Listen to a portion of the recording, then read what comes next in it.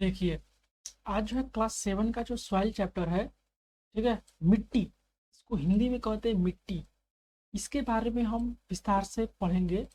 पहला जो टर्म है, पहला सॉइल फॉर्मेशन, कि मिट्टी का निर्माण कैसे होता है। कंपोजिशन ऑफ सॉइल, मिट्टी में क्या क्या होते हैं। सॉइल रीजन अप्रदन, ठीक है, मिट्टी का कटाव कैसे होता है। सॉइल कंजर्वेशन, मतलब कि मिट्टी को कैसे कैसे हम कंजर्व करें। सॉइल प्रोफाइल, सॉइल के कौन कौन से प्रोफाइल हैं। Types and properties of soil, मतलब कि सॉइल के कितने से टाइप्स हैं, और सॉइल में कौन कौन से उसके प्रॉपर्टी, उनके कौन कौन से गुण हैं। और सॉइल पॉल्यूशन के बारे में हम पढ़ेंगे, ठीक है। देखिए, तो एक एक करके सब देख लेते हैं। ठीक है, पहला जो है टर्म यहाँ पर देखते हैं। पहला, सॉइल का परिभाषा दिया गया है, सॉइल का डेफिनेशन, ठीक है।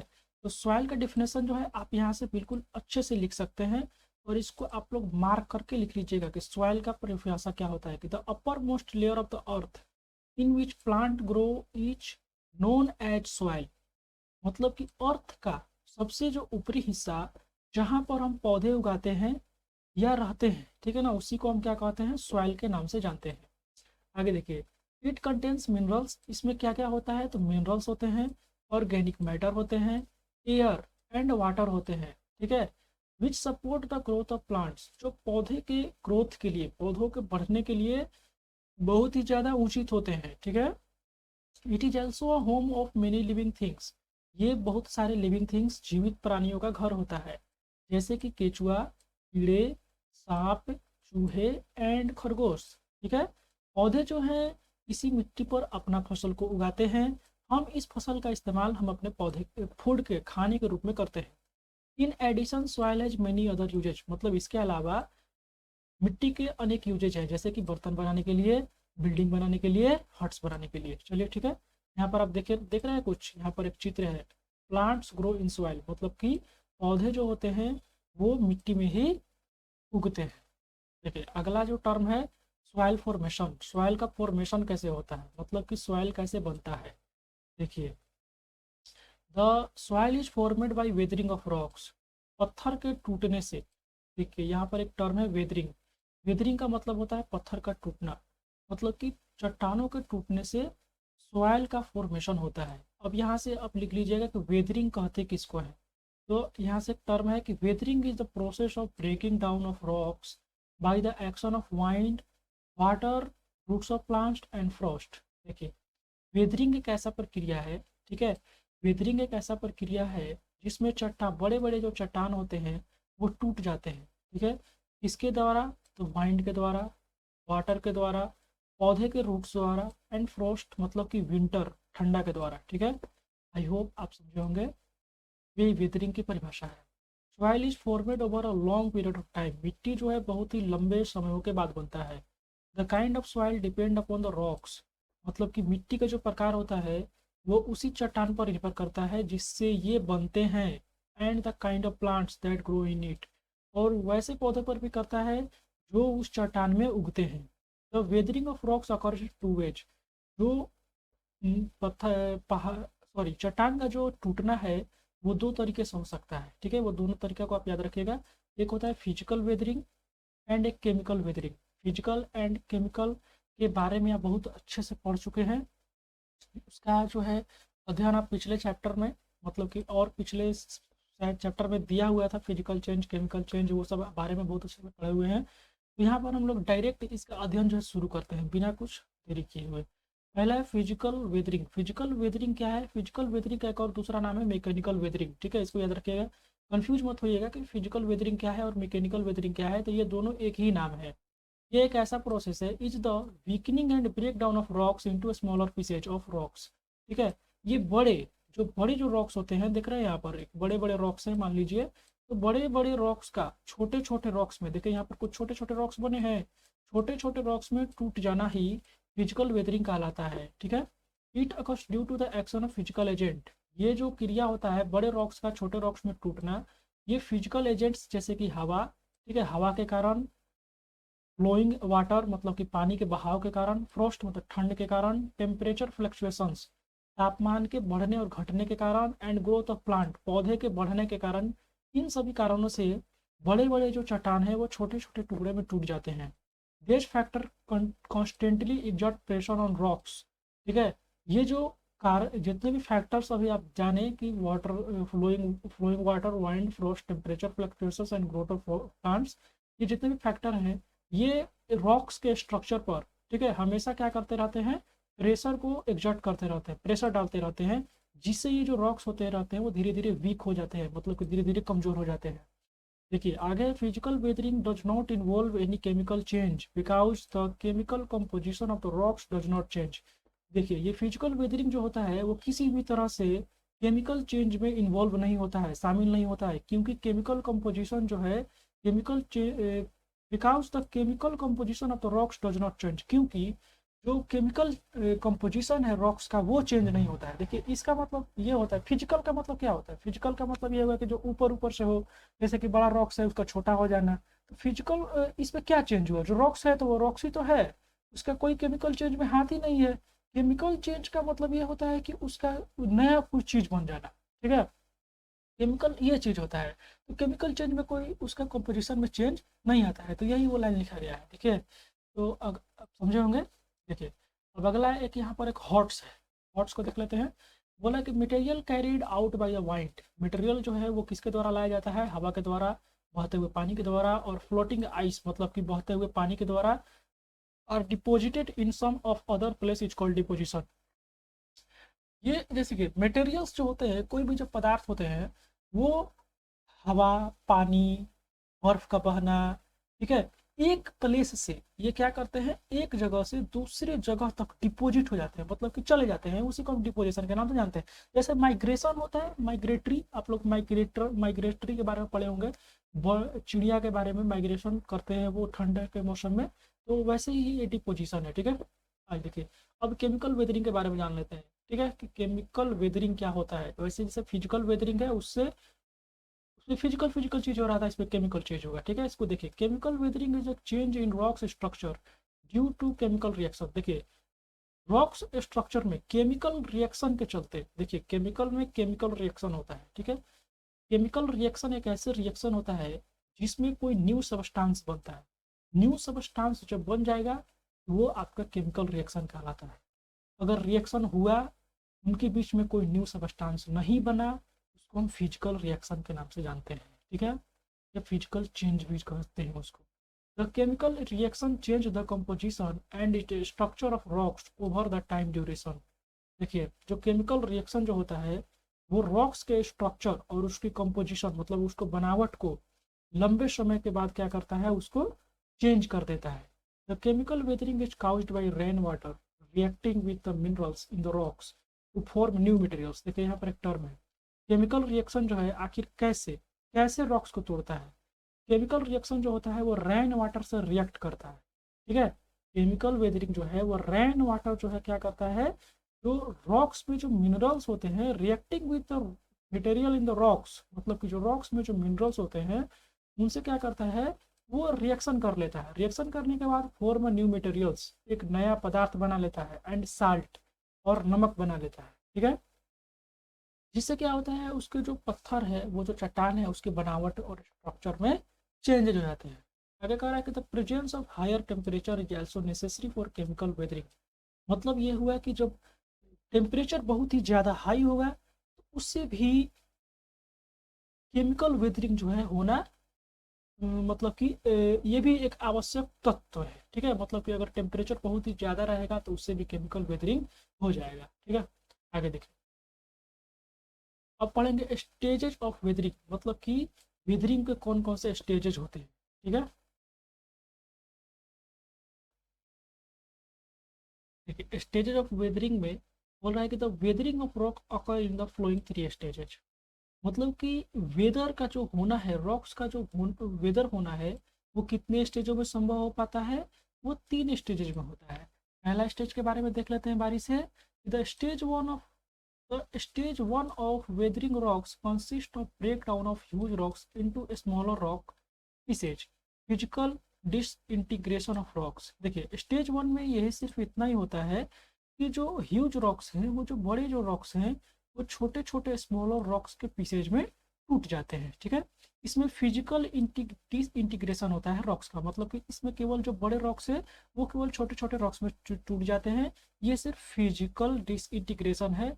इससे रॉक्स के केमिकल स्ट्रक्चर पर कोई भी प्रभाव नहीं पड़ता है, इसीलिए हम इसको फिजिकल डिसइंटीग्रेशन के नाम से जानते हैं।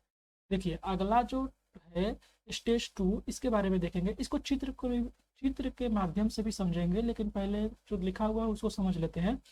इन दिस स्टेज, दूसरा स्टेज में ये होता है कि जो बिग रॉक्स पीसेज है further break down into fine pieces, मतलब कि वो जो बड़े बड़े जो रॉक्स जो टूटे हैं जो बड़े चट्टान से, वो क्या होते हैं कि आगे चलकर छोटे छोटे फाइन पीसेज में, महीन पीसेज में टूट जाते हैं। And form a layer of soil, इससे क्या होता है मिट्टी का लेयर बन जाता है, ठीक है। The decomposition of dead plants and animals is carried out by the micro organism. देखिए जो डिकम्पोजिशन होता है, ठीक है ना, डेड प्लांट्स का और एनिमल्स का, ठीक है, वो क्या होता है carried out by the micro organism. जैसे कि आप डिकम्पोजिशन के बारे में जानते हैं, डिकम्पोजिशन वो चीज होता है, डिकम्पोजर एक होते हैं, ठीक है। डिकम्पोजर एक ऐसे माइक्रो ऑर्गेनिज्म होते हैं, ठीक है, जो पौधों को या जो डेड एनिमल्स होते हैं या डेड प्लांट्स जो होते हैं उसको सड़ा गला करके वो उसको मिट्टी के रूप में बना देते हैं, जिसको हम ह्यूम्यूस के नाम से जानते हैं। तो जो डिकम्पोजिशन होता है डेड प्लांट और एनिमल का, उसको किसके द्वारा किया जाता है, वो माइक्रो ऑर्गेनिज्म के द्वारा किया जाता है। और जो डिकम्पोज्ड मटेरियल जो बनता है उसको हम ह्यूम्यूस के नाम से जानते हैं। The humus makes the soil rich in nutrients and suitable for growth of plants. और जो ह्यूम्यूस जो डिकम्पोजिशन बनाए हैं वो क्या करता है, सॉइल को न्यूट्रिएंट्स में रिच बनाता है और पौधे उगने के लिए बहुत ही सुटेबल या योग्य बना देता है। इसका आप मतलब समझें, ये जो स्टेज 2 जो इतना दिया हुआ था इसका आप मतलब समझे कि नहीं। देखिए एक बार और फिर से समझा देते हैं। देखिए यहाँ पर जो बड़े बड़े जो रॉक्स थे, वो जो बड़े बड़े रॉक्स जो थे वो किस कैसे पैसेज में टूट गए, फाइन पीसेज, छोटे छोटे पीस में टूट गए और लेयर बना दिए। किसका लेयर बना दिए, सॉइल ऑफ लेयर। देखिए जब सॉइल ऑफ लेयर बनाया तो उनमें तो कोई भी ऐसे न्यूट्रिएंट्स उपस्थित नहीं होते हैं जिनसे कोई भी पौधा उगे, तो वो डिकम्पोजर होते हैं। डिकम्पोजर जो है क्या करते हैं कि वो डिकम्पोजर जो है वो डेड प्लांट और डेड एनिमल को क्या करते हैं, डिकम्पोज करके वो लोग ह्यूम्यूस बनाते हैं। और ये जो ह्यूम्यूस जो है वो कहाँ चला जाता है, उन मिट्टी में मिल जाता है। इससे सॉइल जो है रिच हो जाती है किसमें, न्यूट्रिएंट्स में, और वो पौधे के ग्रोथ के लिए बहुत ही ज़्यादा सुटेबल हो जाती है, ठीक है। अब अच्छे से समझ गए होंगे। देखिए स्टेज 3 में क्या होता है कि the minerals salt and water सीप डीप अंडरग्राउंड। देखिए जितने भी मिनरल्स हैं और जो साल्ट है और जो वाटर है वो सीप हो जाती है, मतलब कि परकोलेट हो जाती है, मतलब कि वाटर का नीचे धीरे धीरे चला जाना अंडरग्राउंड में, इसी को हम सीप डीप अंडरग्राउंड कहते हैं, ठीक है। आगे देखिए this continues disintegration of hard rocks deep inside resulting of soil formation. ये जो रॉक्स का, ठीक है ना, ये बड़े बड़े जो रॉक्स हैं उनका डिसइंटीग्रेशन होना धीरे धीरे, वो सॉइल फॉर्मेशन का निर्माण में एक प्रक्रिया होती है, ठीक है। अब देखिए चित्र के माध्यम से बहुत अच्छे से समझते हैं। देखिए पहली प्रक्रिया में क्या हुआ, ये देखिए ये इतना बड़ा जो है वो क्या है, रॉक है, ठीक है, इतना बड़ा जो है क्या है, रॉक है। अब ध्यान दीजिए कि इसमें जो है ऊपर क्या हो रहा है, डिसइंटीग्रेशन हो रहा है, रॉक्स का धीरे धीरे टूटना हो रहा है। अब क्या हुआ, स्टेज 1 हुआ है, ठीक है, पहला वाला जो है क्या है, स्टेज 1 है। अब देखिए स्टेज 2 के दो भाग है, यहाँ से यहाँ तक आप पूरा जो है स्टेज 2 है, ठीक है। इसको स्टेज 2 पूरा पूरा देखिएगा, यहाँ से लेकर ये जो पूरा जो है स्टेज क्या है, स्टेज 2 है। देखिए इस स्टेज में क्या होता है, ये जो बड़े बड़े जो रॉक्स जो थे वो छोटे छोटे रॉक्स में, स्मॉलर पीसेज ऑफ रॉक्स में टूट जाते हैं, ठीक है। ये देख रहे हैं आप, ये सब स्मॉलर पीसेज ऑफ रॉक्स है। ये जो आगे है यहाँ पर पैरेंट मटेरियल बेड रॉक, ठीक है। तो ये जो बेड रॉक जो है धीरे धीरे, बेड रॉक जो होता है एक ऐसा रॉक होता है जो कभी नहीं टूटता है, इसके नीचे से खुदाई करना मुश्किल बहुत हो जाता है या नामुमकिन कह दो, ठीक है। ये पैरेंट मटेरियल वही होते हैं जिससे ये जो छोटे छोटे जो टूटे हुए हैं, जैसे कहने का मतलब कि हमारे जो पैरेंट होते हैं उनके जो बाल बच्चे होते हैं, वैसे ही एक पैरेंट मटेरियल कह सकते हैं कि पैरेंट रॉक होता है, जिनसे छोटे छोटे पीसेज जो है देखो ये सब टूटे हुए हैं वो सब कहलाते हैं, ठीक है, समझे। अब देखो अब स्टेज 2 के अगला चीज है, स्टेज 2 में ही क्या होता है कि वो जो डिकम्पोजर्स जो होते हैं ना, डिकम्पोजर्स वो क्या करते हैं, इसमें ह्यूम्यूस मिला देते हैं। देखो ये लोग ह्यूम्यूस मिला दिए, ये ह्यूम्यूस उस पर मिला देते हैं, जिससे क्या होता है कि इनमें रिच जो सॉइल जो होता है वो न्यूट्रिएंट्स में रिच हो जाता है। ठीक है, जिससे क्या होता है, यहाँ पर देख रहे हो एक पौधा उगाया, यहाँ पर एक पौधा उगाया, क्यों, क्योंकि इसको सभी न्यूट्रिएंट्स जो है मिल गए। ठीक है, अब आगे देखो, अब यहाँ पर ए होरिजोन, बी होरिजोन, सी होरिजोन और बेडरॉक आपको कुछ देखने के लिए मिल रहा होगा, तो इसको जो है आप अच्छे से अध्ययन करेंगे, कोई दिक्कत नहीं है, इसका जो है आगे यहाँ पर बातचीत किया जाएगा। ठीक है, ये मिट्टी के लेयर्स हैं, ए होरिजोन, बी होरिजोन, ठीक है, सी होरिजोन, ये सब आप मिट्टी के लेयर है। ठीक है, ये सब देखो यहाँ पर फाइन पीसेज बन गए छोटे छोटे, और यहाँ से अब क्या होने लगेगा, धीरे धीरे यहाँ पर जो है वाटर जो है और मिनरल्स जो है धीरे धीरे सीप होकर नीचे चला जाएगा। ठीक है, ये तो प्रक्रिया जो है धीरे धीरे, मतलब कि धीरे धीरे और कंटिन्यूस होते रहता है। इसी को हम, इसी से क्या होता है, सॉइल फॉर्मेशन की प्रक्रिया हमेशा चलती रहती है। देखिए अब हम पढ़ेंगे factors that affect soil formation. वैसे फैक्टर्स जो सॉइल फॉर्मेशन होने के लिए अपनी भूमिका निभाती है। ठीक है, पहला तो एक फैक्ट बॉक्स देख लेते हैं कि फैक्ट बॉक्स क्या है। मंगूज, मंगूज के बारे में बात हो रहा है। एन एनिमल, एक ऐसा जानवर है विच लिव्स, जो रहता है इन सॉइल, ठीक है, मिट्टी में, इज टेमेड बाई स्नेक चैम्बर्स। ठीक है, मतलब कि ये जो है स्नेक चैम्बर्स के द्वारा पोसा जाता है। ठीक है ना, टेम मतलब होता है पोसना। और mock fight with snake to impress the audience. ठीक है, जो मॉक फाइट होता है किसी के साथ, स्नेक्स के साथ, ऑडियंस को इम्प्रेस करने के लिए। ठीक है, ये एक ऐसे ही फॉक्स बॉक्स था। आप याद रखिएगा, मोंगू जो एक जानवर होता है जो बिल में रहता है। ठीक है, देखिए अब आगे जान लेते हैं पेरेंट मटेरियल। देखिए अब मेन है यहाँ पर, जान लीजिए कि पेरेंट मटेरियल किसको कहते हैं। ठीक है, ये जानना जरूरी है आपका। और अगर the parent material is the underlying rock material from which soil is formed. आपको पेरेंट मटेरियल जब चित्र दिखा रहे थे अपने बुक की तरफ, यहाँ पर देखिए, और बुक में एक नीचे लिखा होगा चित्रों में, स्टेज 1 में और स्टेज 2 में पेरेंट मटेरियल। पेरेंट मटेरियल एक नीचे का एक रॉक मटेरियल होता है, जिससे जो है रॉक जो है धीरे धीरे टूटकर ऊपर जाकर सॉइल बनता है। ठीक है, उसी को कहते हैं the physical and chemical properties of soil depend on the parent material. देखो जो सॉइल का जो केमिकल और फिजिकल जो प्रॉपर्टी है वो किस पर डिपेंड करता है, पेरेंट मटेरियल पर डिपेंड करता है। आगे देखो, टोपोग्राफी, टोपोग्राफी क्या होता है इसको जान लेते हैं। The physical feature of the particular land are called topography. देखो फिजिकल फीचर मतलब कि मिट्टी कैसा है, मिट्टी भुरभुरा है, मिट्टी चिकना है, मिट्टी बलुई है, जैसा भी हो, वहाँ का जो फीचर, उसी को हम टोपोग्राफी के नाम से जानते हैं।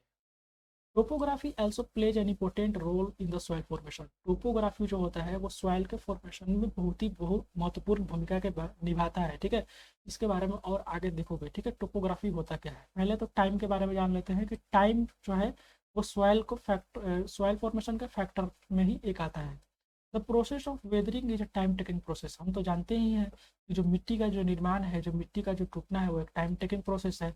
The duration of time for which a rock is exposed to weather determine the extent of weathering. देखो ये लाइन में कह रहा है कि रॉक का जितना हिस्सा, ठीक है, एक्सपोज होता है, दिखाई देता है, उन हिस्सों पर वेदर का क्या करता है, इफेक्ट पड़ता है, प्रभाव पड़ता है, जिससे वेदरिंग का एक्सटेंट होना, मतलब कि वेदरिंग जो है बढ़ जाता है।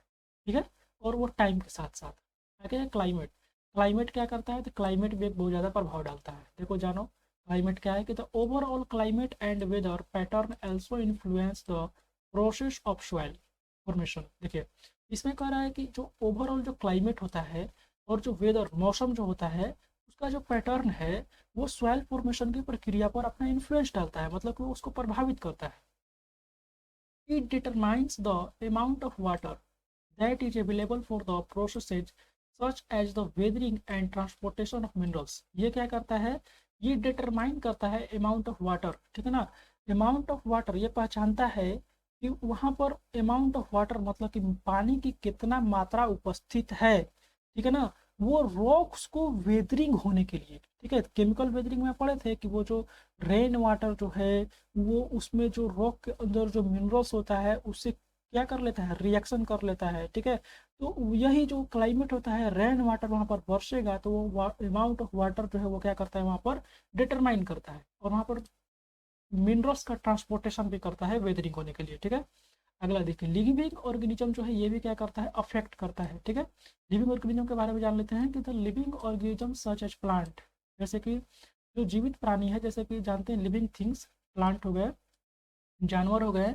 माइक्रो ऑर्गेनिज्म छोटे छोटे सूक्ष्मजीव जो होते हैं, वो सॉइल फॉर्मेट में क्या करते हैं, एसिड को सिक्रेट करते हैं, जिससे जो सॉइल का जो केमिस्ट्री होता है वो चेंज हो जाता है।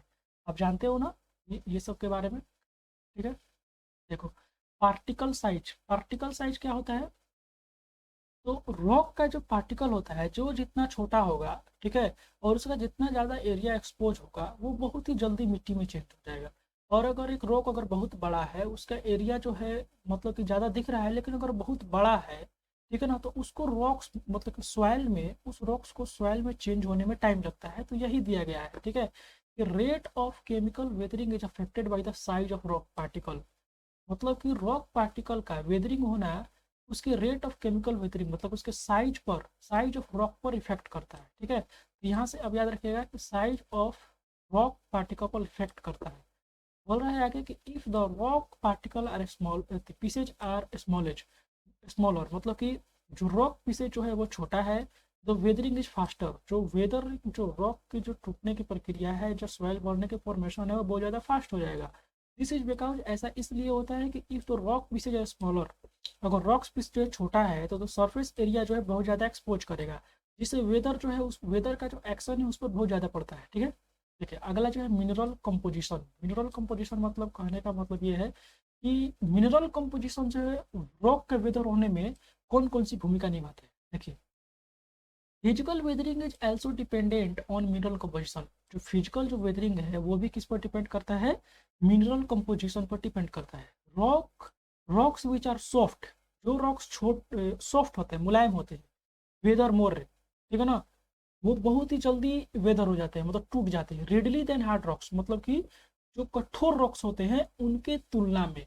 ये कह रहा है कि जो रॉक्स मुलायम होते हैं उनको आसानी से वो टूट जाते हैं, वो आसानी से सॉइल बन जाएंगे, और जो रॉक्स कठोर होते हैं वो थोड़ा सा देर से, ठीक है ना, उनमें टाइम लगेगा सॉइल बनने में। ठीक है, the solid rocks are hard, वो जो सॉलिड रॉक्स जो होते हैं बहुत ही ज़्यादा हार्ड होते हैं, with very little opening and very resistive to entry of water into them. देखो, जो सॉलिड जो रॉक्स है वो बहुत ही ज़्यादा हार्ड होता है, कठोर होता है, और उनके बीच में जो ओपनिंग स्पेस है, जो खाली स्थान है, खाली जगह है, वो बहुत ही ज़्यादा कम होता है, जिससे उसमें वाटर को जो इंटर करने की जो क्षमता होती है ना, वो बहुत ही ज़्यादा कम होती है। वो अपने अंदर वाटर को जाने नहीं देता है, उसको रेसिस्ट कर देता है, मतलब कहता है कि नहीं तुम नहीं जाओ इसके अंदर। रेसिस्ट मतलब होता है रोकना, उसको रोक देता है।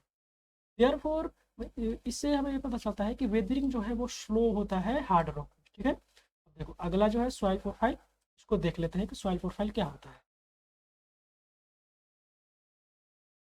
देखिए, जो सॉइल प्रोफाइल होता है उसके बारे में जान लेते हैं कि सॉइल प्रोफाइल जो है होता क्या है। ठीक है, बोल रहा है कि तो a vertical section that shows different layers of soil is called soil profile.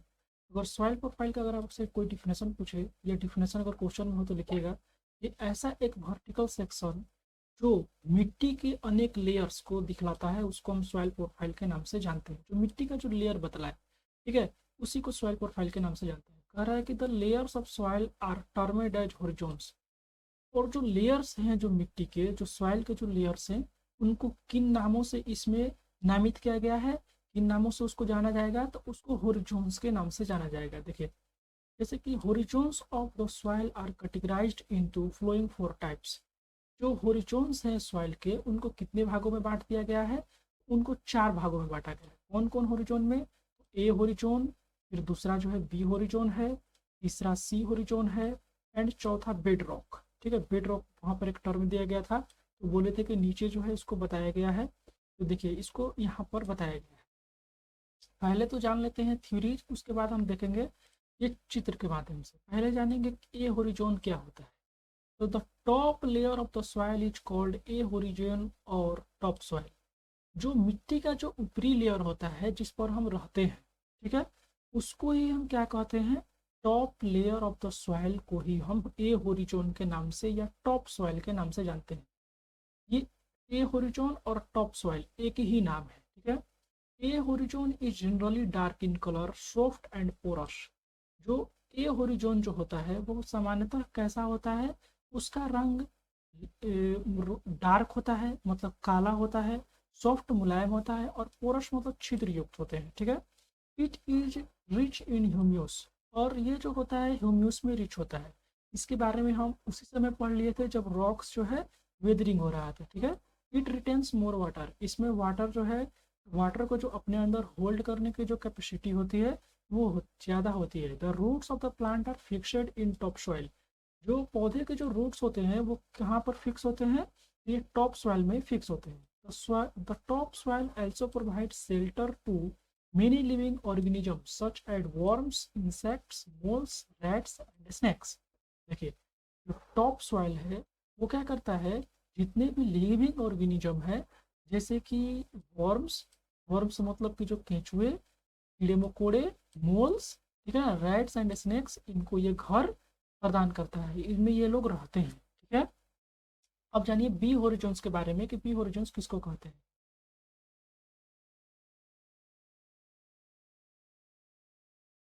देखिए, बी होरिजोन का मतलब क्या होता है, the next layer of the soil from the top is known as B horizon और सब सॉइल। कहने का मतलब ये है कि ए होरिजोन का जो नीचे वाला जो लेयर होता है उसको हम क्या कहते हैं, बी होरिजोन और सब सॉइल, ठीक है।